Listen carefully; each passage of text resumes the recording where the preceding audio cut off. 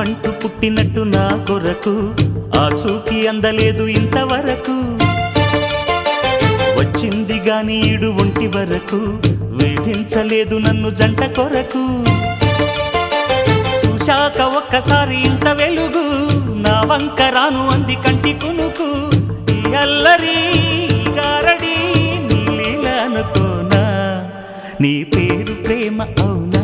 ఇవాళే నిన్ను పోల్చుకుందా